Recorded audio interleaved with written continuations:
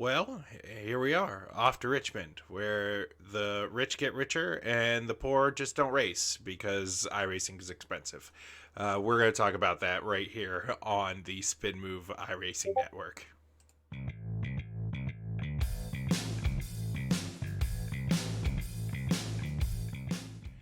Hey guys, welcome back to the Spin Move iRacing Network. We are focusing on our featured league here on the channel for this their inaugural season. It's going to be Ghost Racing Cup Series. My name is Zach, and over here is David. Say hello to the internet, David. Welcome, everyone. Glad to be with you here, Zach. And we are going to get into Richmond Raceway this week. So, plenty to look forward to and lots of exciting things when we start talking about short tracks. Yeah, absolutely. And so we're going to put it up here on the screen. The Ghost 200 at Richmond Raceway is going to be where this league finds themselves. We hope that as this channel perhaps grows and maybe word about this particular service goes out to different iRacing leagues, we're able to step back as just purely commentators and talk about races at a glance and then what we witnessed through different broadcasts of this particular event. And just so you guys know, the Ghost Racing Cup Series airs through ESBN. You can find them on YouTube. And we race at what time, David, on Wednesdays?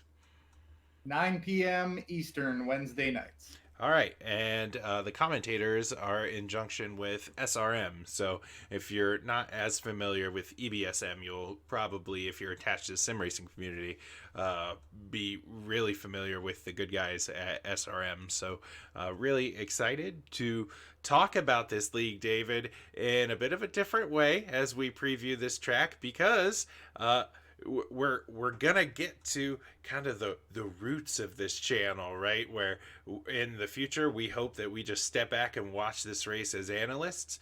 Well, you're not racing this week, so we get to try it out now. So you get to analyze this race as an analyst. Walk us through kind of the things that we're going to talk about on the show up here on the screen, and talk about where are you excited to really dive into Richmond Raceway. Well, number one, I'm a bit of a nerd when it comes down to, the details of things. So that top topic on the list right there, the racetrack specs, definitely something that I could get into, and hopefully you all could enjoy as I bring a little bit more light on what these tracks kind of look like if you've never really seen or experienced them. And then we'll talk about some tire wear and how this track is known for kind of eating up those good years. And then we'll go down through some of our other thoughts that Zach and I have come up with here. And then finally, as always, we will go through our race winner predictions. Yeah, 2 for 2. So we got to keep this going. So between one of us, we got to pick the winner of this week. So really excited to get started on this show with you. So you talked about specs. Richmond's a very unique racetrack. It's a bigger track, but it definitely races like a short track. Walk us through what the specs of this monster looks like. All right. So Richmond Raceway is a 3/4 mile D shaped oval. Now, going down into turns one and two, you're going to experience something that's a little bit tighter than a lot of tracks that you'll see on the circuit just because it is that 3/4 mile track. Then you come out into the backstretch, which is going to be a straightaway leading down to three and four. As you get to three and four, the track picks up a nice steep bank, and then you continue on to the curved front straightaway, for lack of a better term there. And we're back to one and two again. Now, pit road entrance is off of the entrance to turn three there, and the exit is all the way out of the middle of one and two there, with drivers merging back on right after two onto that back straightaway. So a very long pit road for drivers to deal with here as well. Yeah, absolutely. And the front stretch is almost like a dog leg, and we're gonna see drivers kind of cut that and try to maneuver that way through what is can be a passing zone at this racetrack, but if you're not careful, the apron is a fickle creature. She is a mistress of sorts, and she'll mess you up. And sometimes she'll treat you real good, but then there are other times where she'll just betray you. So we really are going to have our hands full with that. And maybe early on in the run, you make that move, but definitely not later in the run as this thing really starts to wear. Really excited to talk to you about how stage races interact with tires and things like that, like we did at Atlanta last week. However, let's talk about the emphasis of tires at this racetrack. Tires are king here. Even, I would say, more so than where this series was last week at Atlanta. We got a lot of on throttle time at Atlanta. If you were in that high line racing like Tyler Reddick, the nature of the car, you're leaning on that wheel a little bit more, and you're going to facilitate more tire wear that way. This is a little different. You're on the brake a lot more. There's a lot more pressure on the race car to really turn through the center of the corner as you try to get a good run off, especially in 3 and 4. If you mess that up, then really your whole next lap into the dog leg and through 1 and 2 is all messed up as well. So talk to us about what are you going to look for as you're going to watch this race when it comes to drivers managing their tires well at this pretty tricky racetrack. Right. So you mentioned it exactly. There were drivers last week that may not have ever touched the brake. This week at Richmond Speedway, I, with almost certainty, will say that every driver that races this track will be on their brakes at some point throughout these turns. And that comes right back to tire wear and the fact that the more you wear down these tires, the further back that braking zone has to be because you're going to start losing that traction. Once you start losing that traction, you're not going to be able to slow the car down. You're going to have a pretty bad turn and potentially find yourself up into another driver or even in the wall. Yeah, and I really am interested from a driver standpoint, um, where people are going to mark the entries of their corners. And when you get to a racetrack kind of like Richmond, maybe the Kentuckys of the world, where quarter entry is really important, but it's also extremely unique from driver to driver. Sometimes drivers are going to want to diamond the corner, which means getting from that really high line and then diamonding into the center of the corner. Some guys are going to enter in low and just kind of wrap around that apron. Some are going to hang it out there on the high line. Richmond kind of drives that way, where drivers are going to enter the corner at different angles, which means their braking points are going to be different throughout the whole run, right? You said as tires wear on, you're going to have to keep backing up that corner. Well, for these drivers, this is the third race of their season. This is the first time they're going to interact with a track like this where drivers are going to have to manage their entry point into the corner. And I'm really curious about how drivers are going to be patient with others and say, hey, your entry is going to be different than mine, and we're just going to have to mind each other around here. And you brought up a good point. You keep bringing it up here when we focus on the Ghost series, is that this is a full field where everybody is going to be piling into turn one, and there's really not going to be a whole lot of wiggle room. For sure. And with as many drivers, you mentioned the fact that people are going to be using different braking points. I would really expect to see here at Richmond Raceway the first few laps once practice starts. I think drivers are going to kind of learn where other drivers are braking, and then for sure off that first start, there's one of two things that are going to happen. Everybody's going to play nice, and it'll be nice and easy through turns 1 and 2, or the dreaded let's go as fast as we can leading up to turn 1, and then somebody misses a braking point and we have a pile up. So interested to see what happens there, and interested to see what lines drivers pick early on as they start racing around Richmond. Yeah, and all those mistakes can lead into ruffled up fenders and ruffled up tempers. So let's talk about that as that really works nicely into as the tires wear on. You're probably gonna lean on guys a little bit more. Maybe you're gonna miss your entry a little bit more. Richmond can kind of be frustrating, especially if it's a long green flag run. It just kind of draws on and on and on, and these guys are getting impatient. They really want fresh Goodyears, and it only takes one bump to set a guy over the edge. And so let's talk about how tempers can now play a factor. Now we're kind of drifting into short track territory. This is the fun part of the season where drivers are going to learn, okay, who's patient and who are the guys that maybe I can press that intimidate button and I can get under their skin. And drivers are going to have to be extremely mindful. You brought up the fact that long green flag runs may happen. If those green flag runs start happening, there are going to be drivers that were very conservative and saved that tire.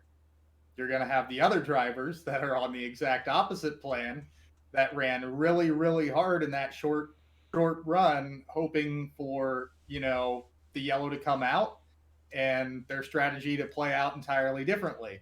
Now, what's going to happen is those two drivers are more than likely going to meet in one of these corners.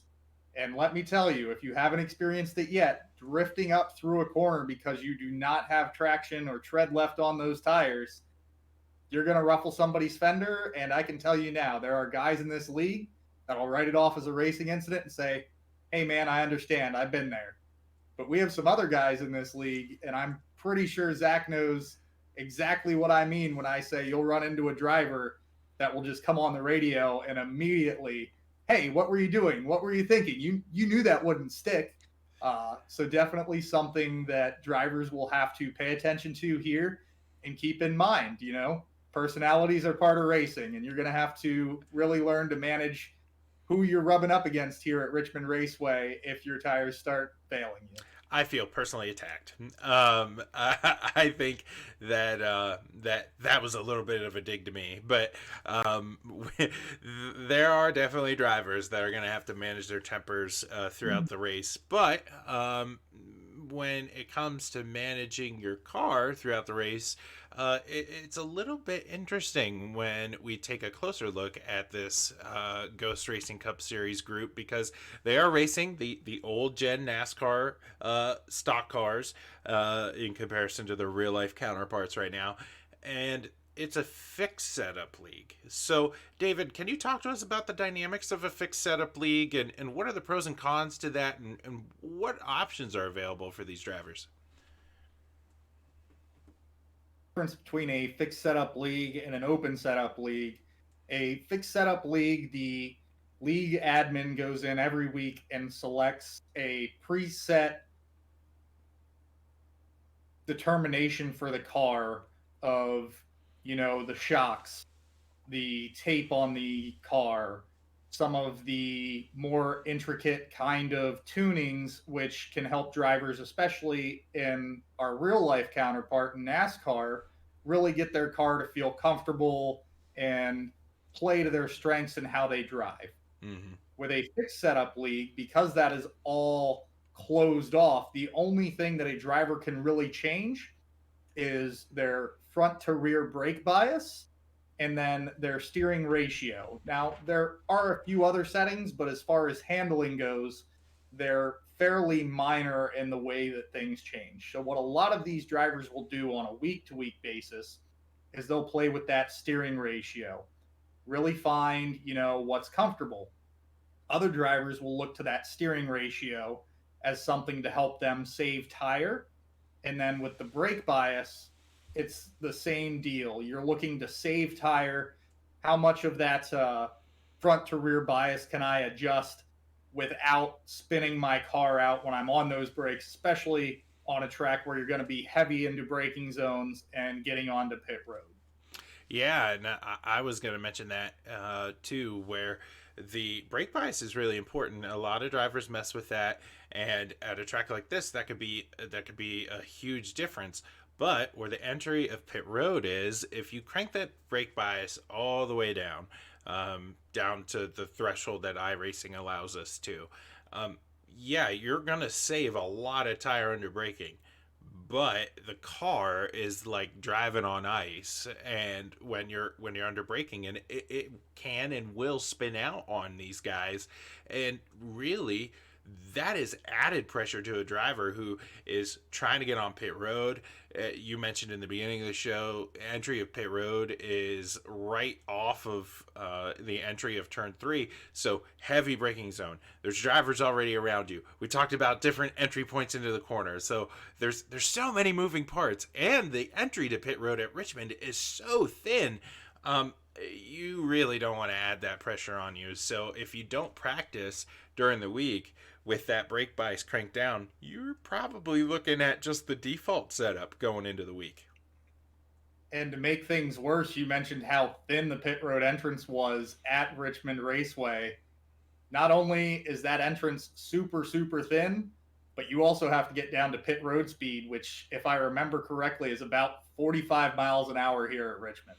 Yeah, absolutely. So drivers are really going to have to lay on those brakes throughout this race. But it's not going to be brakes that wins this thing. It's pedal to the metal, gas all the way, trying to speed away from the rest of the field. And that's going to bring us to our race winner predictions for the Ghost Racing Cup Series. We tackled the high banks of Daytona. We went to Hotlanta, and now we're here at Richmond, a short track, trying to maneuver through this season. You are going to be strictly an analyst this week, so I'm curious to see who you're going to pick for this week as somebody who's just going to sit up in the grandstand, so to speak, and watch the cars go by. Who's your pick for the week? Who's your? Do you have a dark horse? Do you have guys that are really on your radar for this week? So I am going to go out on a limb and take a chance. I've been hearing some rumors, as we mentioned in our post race show, that Nathan Estep is a guy to watch. So I'm gonna take a chance and say that he gets it done this week. And I'm also going to be watching driver Dan Miglin. I know that he says he's not a very technical driver, but we've seen him put out some pretty good results here in the last week or so. So definitely going to be looking for those. So we don't talk about our picks before the show. I hear David's picks as you, the viewer, hears David's picked, and I was gonna pick Nathan Estep. So it is.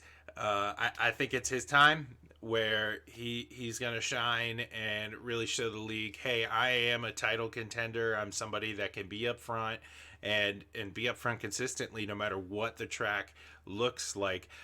We do have to remember DJ Daniels coming back this week. He was away from his PC last week, and he's always going to be a player at some of these tracks. But again, he's kind of a hot lapper, so he's going to be really, really good on those short runs. Is he going to be able to manage his tires?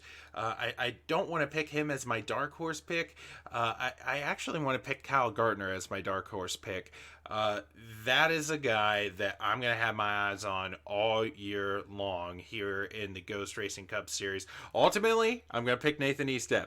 But if Kyle Gardner wins, I think we should get half a point for those picks. So I'm interested just as much as you are to see how this race plays out. Any final thoughts or conclusions about Richmond coming up here? Just really looking forward to watching this broadcast, and especially as someone who's going to be spectating this race, I wish you and all the other drivers in the league the best of luck in handling the short track and possibly short tempers that are going to be seen here at Richmond Raceway. Absolutely. Well, with all that said, guys, all that there's left to do is to race. So, for my partner David, my name is Zach, and I am so excited to recap with you here very shortly the Ghost Racing Cup Series at Richmond Raceway. In the meantime, don't forget to keep on racing.